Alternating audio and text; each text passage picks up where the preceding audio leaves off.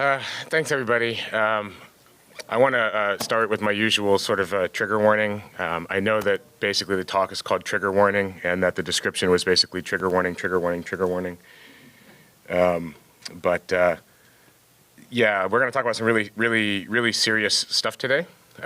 So I just want to make sure that everybody's cool with talking about really serious stuff. I don't have that many slides. I don't really have anything disturbing to look at.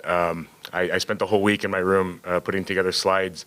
In the way that you put together slides, you kind of have the things you want to say, and then you kind of go through and find pictures to illustrate it, and then you put in some nice transitions, and you make it look really nice and a little bit fun. And then I went to look at it, and I just realized, this is garbage. This is just disrespectful garbage, because this is not a topic that you can really put together the way that I've usually presented. And so I realized that the only way for me to talk about what I need to talk about is from the heart, because anything on top of that is just going to make it insincere, and it's just going to make it wrong. But first, let me get a little bit into kind of what I've been up to and that kind of stuff, because that's kind of what everybody always asks me. So the first question is always hey, you still in Amsterdam? And it's yep, still live in Amsterdam. You still like it there? It's yep, it's still the best place I found to live. You still doing Amsterdam? Yep, we're still doing Amsterdam.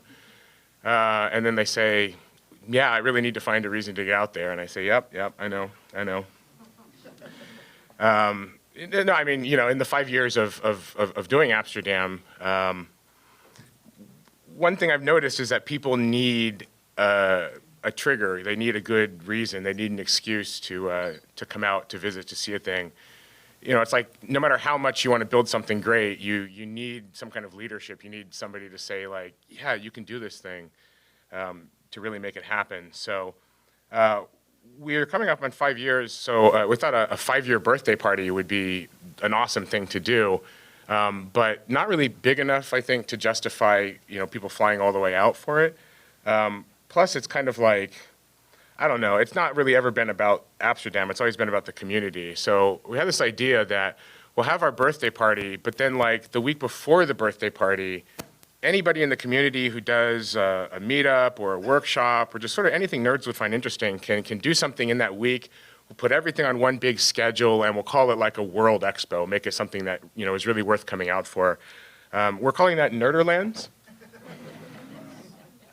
because puns, and that's going to be this August. If you've been looking for an excuse to come out to Amsterdam, the whole tech community, is going to be on display there, and it's probably one of the fastest, if not the fastest growing tech community in Europe. I mean, when we got there 5 years ago, they had been saying for 15 years that they wanted to make this place into a tech hub, and now they're saying that we've helped to kick off the third golden age. So it's worth coming to check out.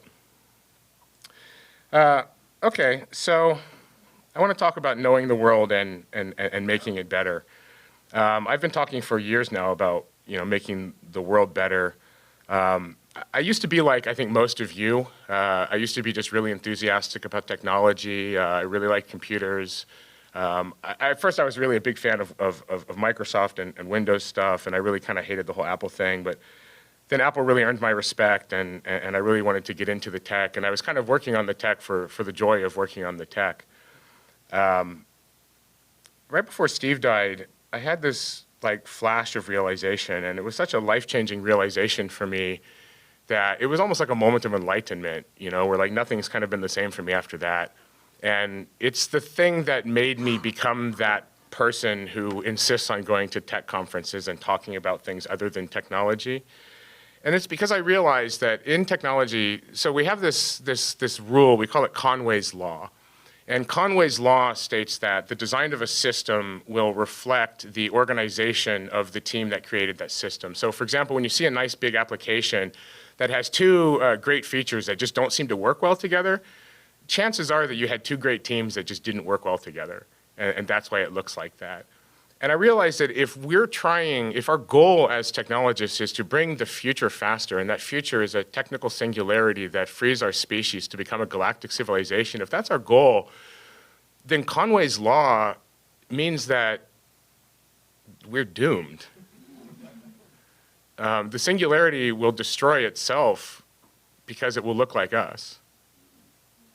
And so I realized that if what I want is to achieve that goal, that realistically bringing the future faster is not what I need to be concentrating on. And bringing the right future and trying to fix the underlying structure that will ultimately show how that future is formed is the most important. I would love to be able to say, no, everything's going to be fine.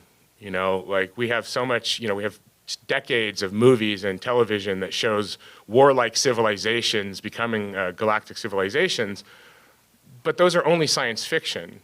We know enough about the Drake equation that we can look at the skies and we can look at the Fermi paradox and say, warlike civilizations never become galactic civilizations, because if they had, there would already be the billion wars worth of junk littering space, and there's nothing. It's clear that a warlike civilization never achieves Kardashev level 1, never stabilizes the planet to exist on renewable resources, never takes over their host star, never takes over a galaxy. We'll never achieve what we're trying to do if we continue behaving as we're behaving. We need to fix the underlying problems. And that's why I've come here to annoy you all in this way. I'm also going to annoy you with a bit of poetry because, I like poetry. Two roads diverged in a yellow wood. Sorry I could not travel both, and be one traveler, there I stood. And something, the rest of the poem. But I took the road less traveled by, and that has made all the difference. You probably know that poem, right? It's The Road Not Taken by Robert Frost. It's actually one of the most famous, if not the most famous poem in the English language, if not any language. It's also one of the most misunderstood. Like, I heard this poem in school when I was a teenager, and I really took it to heart. And I like to think that, like, I've spent my whole life taking the road less traveled. And, like, this year I turned 40, and I just found out that Frost was being sarcastic. Do you know this? Like, it's funny, like, the something is him explaining the two roads are exactly the same. There is no road less traveled. It's just that when you look back on the past, you're like, oh, I took the road less traveled. That made all the difference. It's not about doing your own thing. It's about the fact that we tend to look back on our arbitrary decisions and attribute our whole lives to it. And that's not really, that's not really what life is about. So in other words, because we don't remember the details, we end up kind of drawing the opposite conclusion of what is actually true. And I think that's kind of a good metaphor for what I want to talk about today. So I recently went to the Caribbean island of Curacao. That's what this is a picture of. This is my first half of the talk picture. There's a lot of details of this beautiful island which you can enjoy while I talk about many awkward things. And I have the NS plague, or I guess it's just called plague now. So I'm going to be taking some water breaks from time to time so I don't make the annoying mouth noises. Forgive.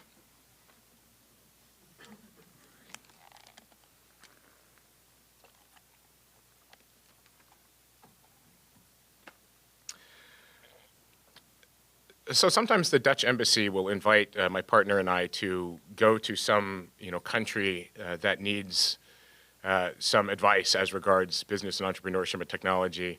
And I get to talk to like local people and see the local scene there in a way that is really, really interesting. I mean, I couldn't have imagined growing up the way I did that I would ever be embarrassing myself in front of an ambassador.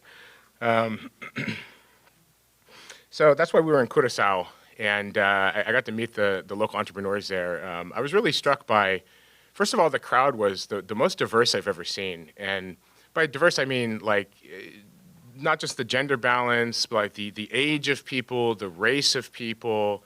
It really just seemed like a cross-section of just all kinds of people. And the one thing that they all had in common was that they were all like incredible speakers. Like, everybody would stand up in the audience and they would give these like soliloquies, and it was as if like speaker training was the national sport of Curacao or something. It's really interesting.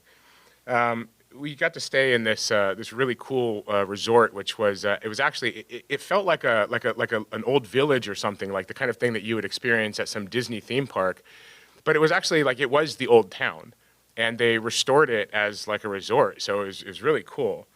And among its many features was a museum of slavery. And I've never been to a museum of slavery before. And so I thought that that would be an educational experience, and it was.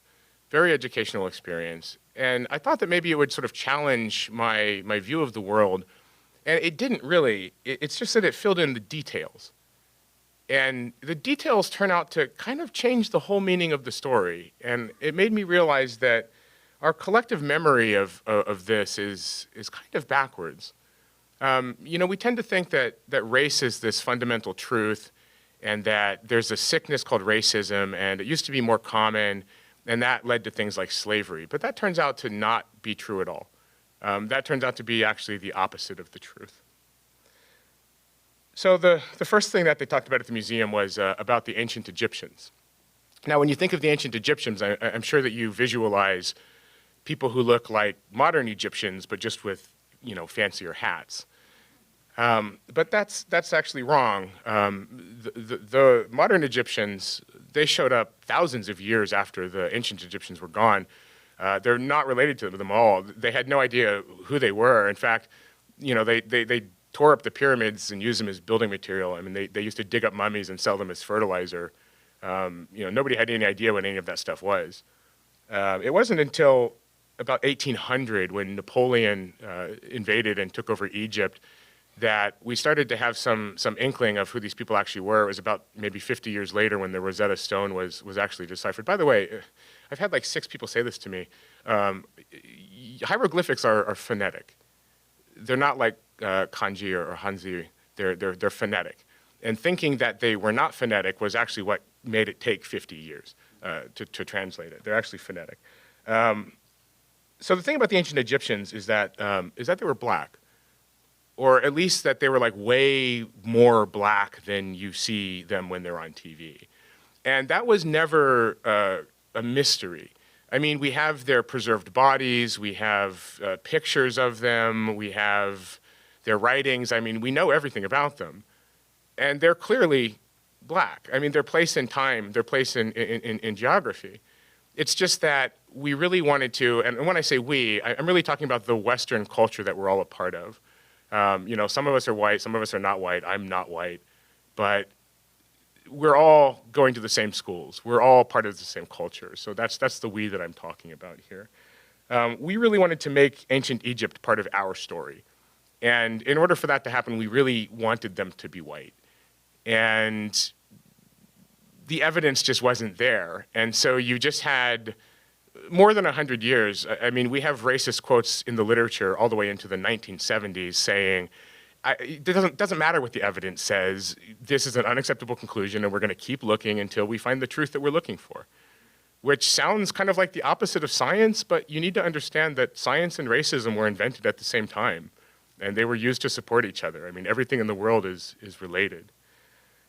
So, when we think about the ancient Egyptians, we think of them wrong. And when we think of race, we think of them wrong. And I have a note here that says, I think a lot of people say that when you want to talk about race and you want to talk about something like slavery, especially white people, they say, shouldn't we let black people talk about this?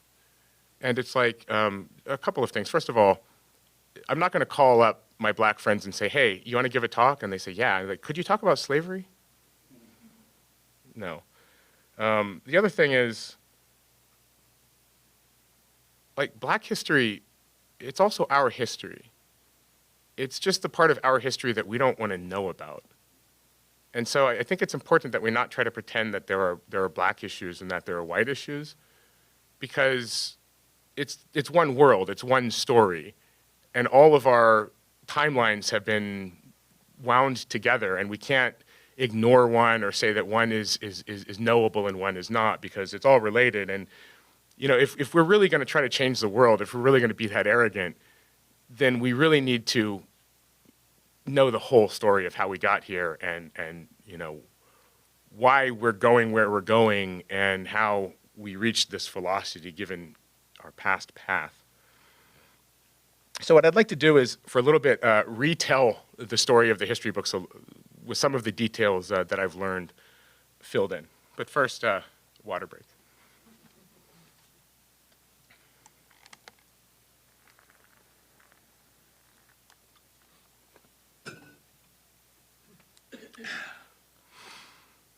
So there's one thing that we know about history, and that's that you had the Roman Empire, and that was sort of glorious but kind of awful.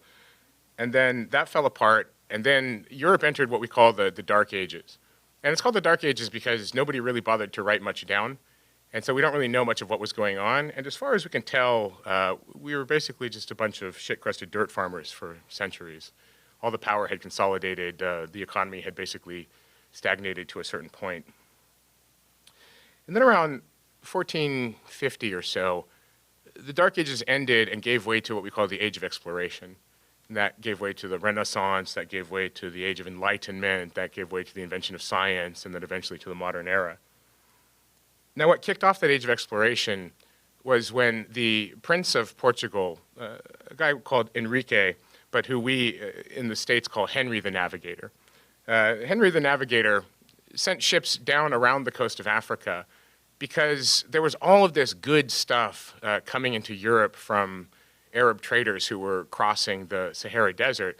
And they told all these stories of the Songhai king and the Empire of Mali and all of these riches beyond where the Europeans had always just assumed they were nothing but monsters. And so they wanted to end run these heathens, these infidels. I mean, this was the same time when the Catholic Church was reconquering the Iberian Peninsula from the Muslims. And so the idea of basically end running this whole game to get goods from Africa directly and from Asia directly, that was a very important goal. And so they started getting around, and they didn't really find everything they were looking for, but they did manage to find some gold, and they did manage to find a pretty steady supply of African slaves. Now, African slaves were not unknown in Europe, and slavery in general was not unknown in Europe. The thing is that slavery is as old as money. It's actually a side effect of the invention of money, or debt, which are the same thing. It's that if you have so much debt that you can't pay your debts, the same way that we think that if you can't pay your bill, you might have to wash dishes at a restaurant, you might have to work for your creditor, possibly for the rest of your life. But it wasn't like you were inhuman. You were the lowest class of human. You were a bonded worker. But it was just you. I'm not going to pretend it was nice, but it was just part of the economy as it was. And African slavery at that point was really minor compared to European slavery. I mean, Europeans weren't enslaving each other. Aristocratic European women could be sold into slavery by creditors as late as 1850. So, African slavery was really a minor part of it. But African slaves were very much sought after because they were considered to be just superior workers, stronger, just better in general. It wasn't that there was a lack of respect for Africans, it was the opposite. They were the best. They were the absolute best. That's why we wanted to be able to, not pay those high Arab prices for African workers.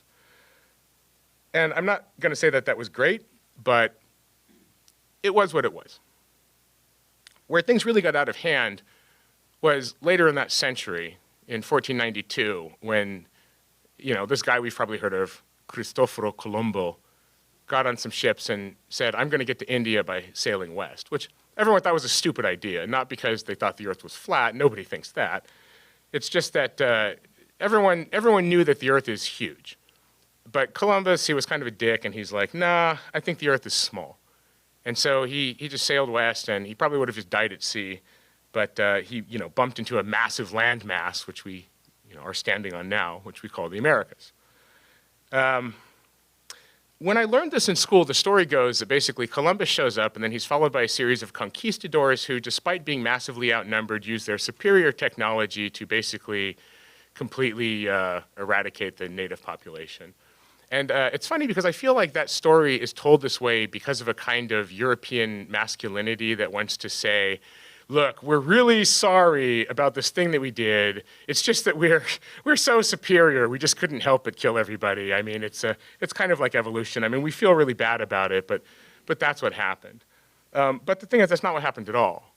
The conquistadors didn't really have to conquer anything because when Columbus landed in the Americas, he brought so much disease that it caused a plague that wiped out, within the course of about 100 years, 80 to 90 to 100%, depending on the region, up to 100% of the population. It was the worst pandemic that we know of in recorded history. It completely destroyed the population, the civilizations of two continents. And all we really had to do was just kind of haul away their stuff. And so what that caused was the largest gold rush that the world has ever known. It caused a gold rush that lasted for 400 years. And that gold rush financed everything: the Renaissance, the Enlightenment, the invention of science. The thing that took us from shit-crusted dirt farmers to the civilization that would eventually take over and destroy the earth was the money caused by looting the Americas for 400 years. But there was one problem. And that's that we started in the tropics.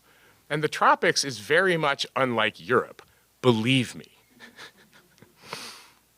And so we didn't really have anyone to do the work of cutting down the trees and hauling away the stuff and digging up the mines, because the natives were mostly dead, and those who weren't dead would rather kill themselves than serve these people who had come. And so we sent Europeans, but they just got diseases and died.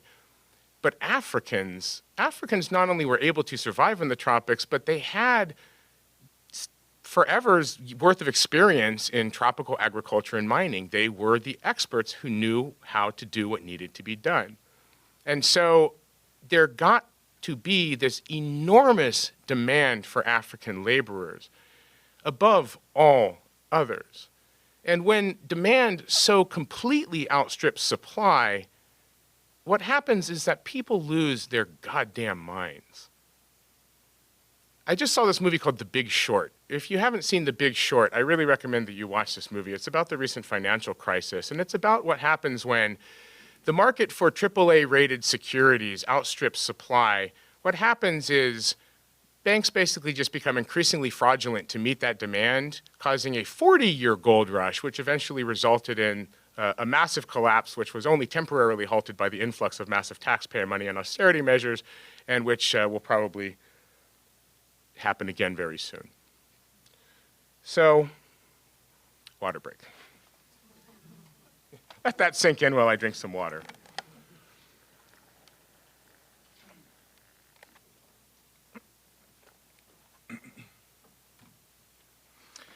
So this is where things get out of hand, because it used to be that, some African kings would have a problem with each other. They would go to war with each other. One side would win. They would enslave the other side. They would sell them off. But once demand got so high, slavery became the #1 cause of war in Africa.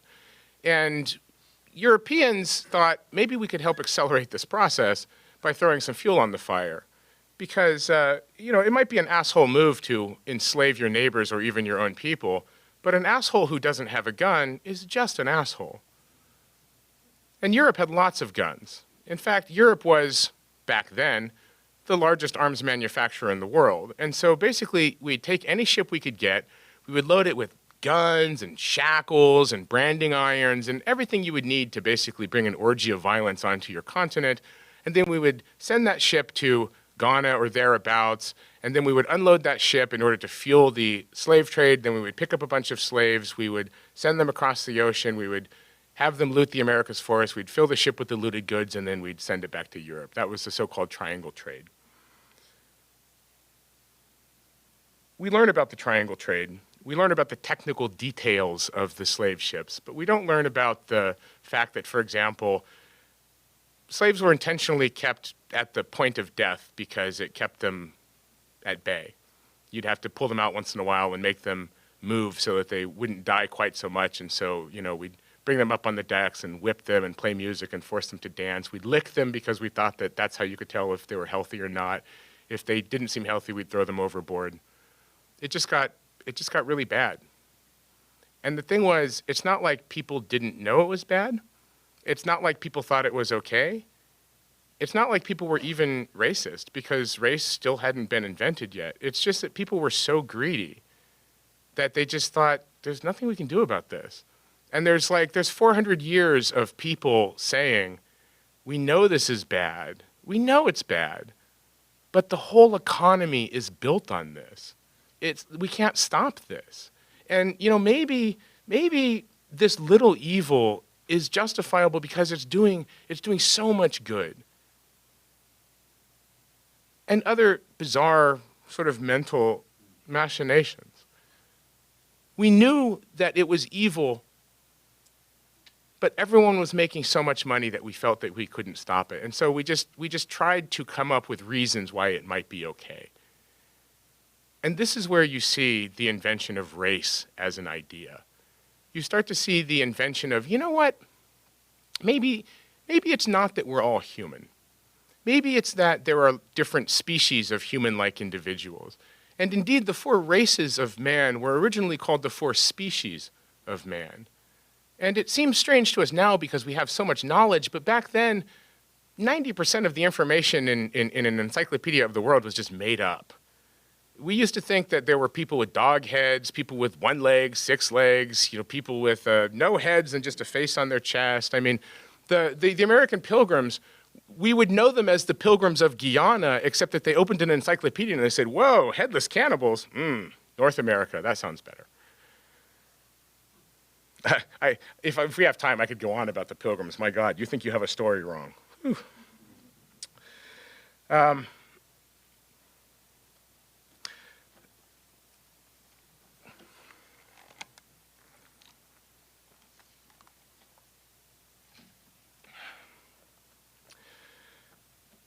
So I think this is the main things that we get wrong about this. First of all, we don't understand the scale of the slave trade.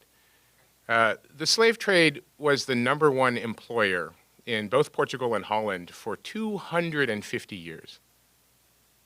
Can you imagine one industry being the top employer in multiple nations for 250 years? This country is not even 250 years old. Everyone made money on this. It's very popular to say, my ancestors didn't own slaves. They were too poor, or we weren't from that country. But that's not true. Everyone benefited. The entire economy was built on it. If you have a white ancestor, they benefited from slavery. If you live in the Western world, you benefit from slavery, whether you want to or not. It's just a simple fact. One of the most depressing things about putting this talk together was trying to fact-check the work of black academics and seeing how their work is basically actively attacked by white corporations who would like very much to change their history. Because it's hard to find a business that's more than 100 years old that doesn't have some direct tie. I mean, for example, Lloyd's of London, the great financial insurance powerhouse, how do you think they became so great? By insuring slaves. Barclays was started with the profits of a slaving empire, and Barclays would love for you to forget that. Barclays would love for you to forget that the Quakers were slave traders at all. The Quakers were slave traders, yeah. Eventually, a certain group of Quakers thought that maybe slavery was a bad idea, and that kind of spread to the other Quakers, but for quite some time, the Quakers were in the slave trade. The Catholic Church received a commission for every kidnapped African. It was called a baptism fee. That's why the first thing that happened when someone was captured is that they were given a Christian name. The church was paid a fee. In order to transport slaves, you had to have a writ from the Pope called an asiento. And it's not like the Protestants were innocent either. I mean, Germany was the first country to break away from the church, but they were the last country to break away from slavery. They didn't end slavery in Germany until 1918, when they were forced to by losing their African colonies in World War I. When I graduated from high school in 1994, the last white supremacist national government fell. This stuff is not ancient history. This stuff is just yesterday on a historical context. This whole thing was built and financed by the blood of slaves, and no one was innocent. Every Western power was involved.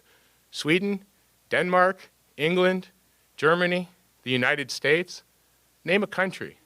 They were slavers, all of them, the whole economy. for 400 years. The other thing is, because we have a long history as a species of being terrible to each other, we like to think that these things are somehow equivalent, right? Like if you're Irish, I'm sure that you would love to tell me about how, you know, your ancestors were indentured servants and they had it just as bad, but they didn't. Nobody had it just as bad. Because the thing is, when we think of slaves, we think of like, it's just like a shit job that doesn't pay and you can't quit. And boy, we've all had that job, haven't we? But that's not what it was like. Because what we were doing was so bad that we had to come up with a new system of thought that allowed this to be so. And that system of thought was this: the Negro is not a human. The Negro is an animal. The slaves were not human workers. The slaves were livestock. We bought them, we sold them, we bred them. We used their children as hunting bait. And we thought it was pretty fucking funny too. You could buy postcards of alligators eating babies in the 1960s. And it's not like we were ashamed. Once slavery ended, white supremacy, the idea of race, it stayed with us. We used it to go to Africa, which had been decimated by war the way that smallpox had decimated the Americas, and we took that racism with us and we used it to justify colonialism. We took it to Asia and we used it to justify colonialism. And colonialism ended. It hasn't ended. We're standing in a colonial power. I grew up in a colony.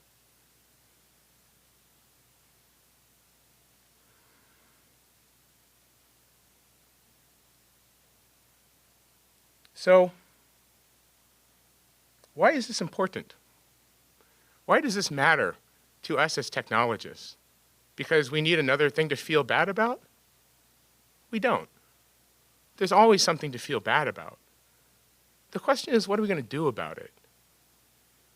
And I think the first thing that we need to do is we need to open our eyes to some fundamental realities. First of all, if you think that anyone has ever had it as bad as black people had it or as black people have it, you're wrong. No one ever has. No one has ever been turned into animals and treated as livestock for centuries. And it's not like when we freed the slaves, we said, hey, that's our bad, let's live as neighbors. We didn't. Because, I mean, think about a farm. Think about the ratio of livestock to farmers. All of a sudden, you go from being all of the voting population to statistically none of the voting population. All of a sudden, you're vastly outnumbered by people who are probably pretty pissed off. When you look at the words of, for example, white South Africans at the beginning of apartheid, you don't hear hatred, you hear fear. You hear people who say, we have two choices, to be destroyed or to continue to rule by violence. It makes the world make a lot more sense when you realize the size, the scope, the reality of what happened. It makes the hatred make a lot more sense. So I think that that's a very important thing for us to realize, to just keep in our heads when we're thinking about the state of the world today, and to understand that, again, it's not like we said it's all good. After the Civil War, basically it was like, how can we keep these people from voting? How can we terrorize these people so that they'll get the hell off of our land? And so there was a massive migration of black people to non-southern states, to the northern states, where it turned out that the northern states are actually more racist than the southern states, because not only do they not like black people, but they also don't feel like it's their problem. As if they did not also benefit. As if they did not also have slaves not very much longer before. I mean, Sojourner Truth, who was one of the great speakers against slavery and the oppression of women, escaped from a slave owner in New York. And she didn't speak with a southern drawl, she spoke with a thick Dutch accent.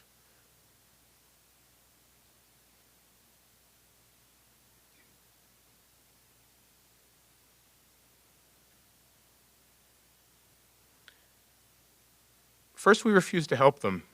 And then when they helped themselves, and when their spirit of community benefited them to the point where the black part of town was the good part of town. The black part of the town was the place where businesses were thriving. And so white people took any excuse to tear that down, to burn that down. Google the words Black Wall Street. And believe me, it's not just that black people are the only people who have suffered. They haven't. The largest lynching in this country was of Chinese people. Japanese people were so dehumanized that we put them in camps, but that's only what they tell you. I need water for this. I'm Japanese.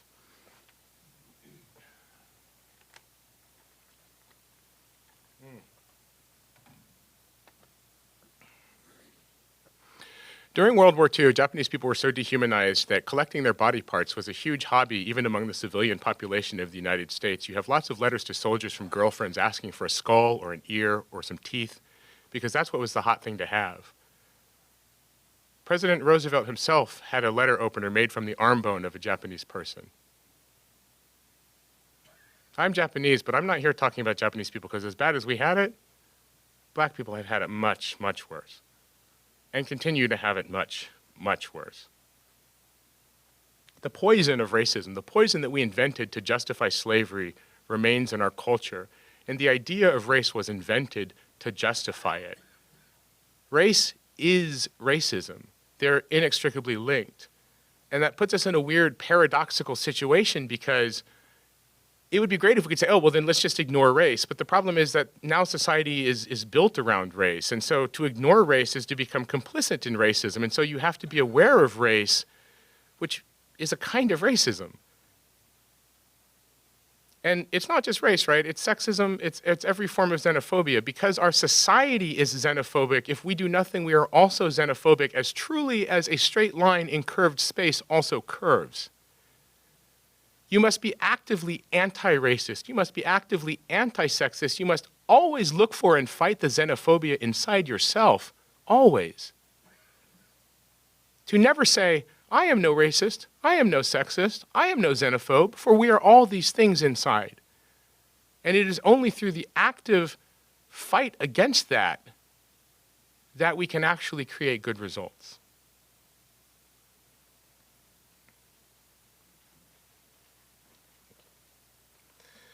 A couple of other facts. The Civil Rights Act of the 1960s, which Dr. Martin Luther King fought so hard to win, that piece of legislation was actually passed in the 1860s, but it was overturned by the Supreme Court, who said that Congress had no power to legislate over civil rights. This was the same Supreme Court that ruled in the Dred Scott decision 7-2 that black people weren't human.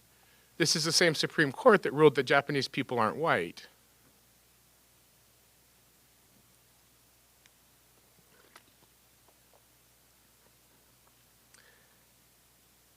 People were not ashamed of this.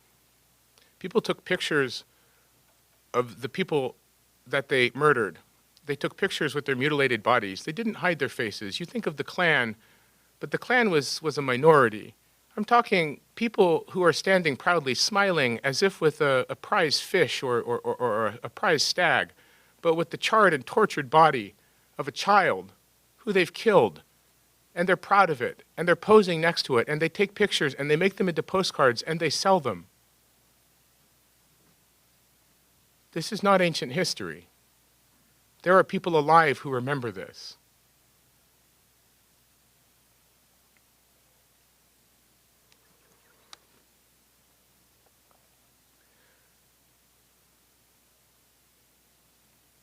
So,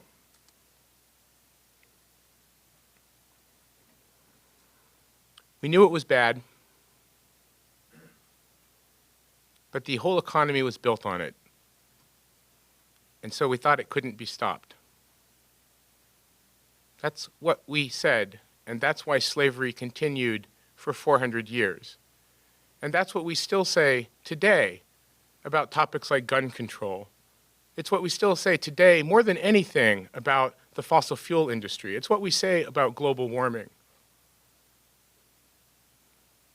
I do not stand here to make light of genocide on 3 continents. I stand here to say that the genocide on 3 continents never ended. We're really trying to bring this party to 7 continents. We are killing ourselves. These 2 graphs are from the World 3 model. I've presented on this before. This is a computer model that has more than 40 years of data to back it up, so we know that it's accurate, or at least that it's accurate enough that we can make some reasonable conclusions, and we can look at the Earth if our eyes are open and we can see the truth in this. That blue line represents where we were headed as of 1972 when this was first published. It wasn't a good place. The green line represents what we are capable of if we can make a 4% reduction in our pollution, a 4% increase in our energy efficiency, and a 4% increase in the fertility of land while halting desertification every year for 20 years. If we can reduce all of these things, if we can basically become a 4% more efficient civilization every year for 20 years, we can buy ourselves centuries to work on problems like population. The red line represents what our civilization has actually done since receiving this information. And the answer is, we said, why would we want to pull back by 4% when we could just double down? Because if we double down, we'll buy ourselves a couple of decades, and when the dying starts, the dying will happen much, much faster. And if you're one of the people who are in charge, probably you could just build a big boat and wait it out. And I mean, I know that sounds like a ridiculous conspiracy theory. Maybe it is. All I'm saying is this. They're building giant boats. They pushed all of the numbers. They've put us from collapse into severe collapse, and they're building giant boats. Rich people on yachts with robots is the future that we as technologists are building. Whether we realize it or not, whether we want to admit it or not, that's where we're heading. And when we say, yes, but the whole economy is built on it, so we can't stop it. We are the same people that we were 400 years ago, 500 years ago. We are the same people who allowed slavery to continue for 400 years. We are proving that history is not a line, history is a circle. Our problems have changed, but our attitudes have not. We're no better than they were. And we're doing the same thing, and we're doing it to ourselves. And so we as technologists, we can either throw our hands up in despair, or we can take on the challenge that we have accepted by calling ourselves engineers, by considering ourselves to be those changing the world. We can answer the call, and we can actually try to do something about this. We don't need 7 billion people to get on board. We need 10,000 engineers to realize that they have the power to decide whether we're going to become a galactic civilization or we're going to be yet another planet orbiting its star with a couple of rich people on yachts cruising around the skeletons of their once great civilization. I'd like to say a couple more things, and then I'll open it up for questions if we have time. I want to talk about another kind of lie of this story, which is the lie of black victimhood. I'm not saying that, Africans were victims, obviously, but they weren't merely victims. We also want to forget the times that they fought back and the times that they kicked our ass. It would be great if we could say, yeah, we did a bad thing, but then we came back and we fixed it, and they needed us in the end. It's not true. I think that the group that speaks to this best are a group of people that I didn't even know existed. The ones I'm thinking of live in the country of Suriname, formerly Dutch Guyana, but people like this actually exist all over the world, and this is enslaved Africans who escaped from slavery, who formed black republics, and who went to war against their captors, who fought wars and who won, if not respect, then at least the treaty right to be left alone, and who continued to survive and thrive for 400 years in the jungles of places like South America, and who continue to exist this day, preserving a culture that was destroyed. There's no name for these people that I feel comfortable saying. Outside of the country, they're called maroons. You know when Bugs Bunny would say, "What a maroon?" And you're like, what does that mean? It means Bugs Bunny is super racist. And in the country, they call them bos negers, which is euphemistically translated as bush Negroes.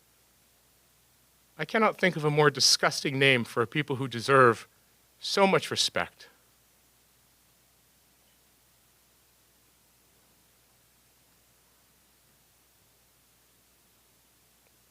And that's my little rant. I'll fill the rest of the time with questions. Thank you.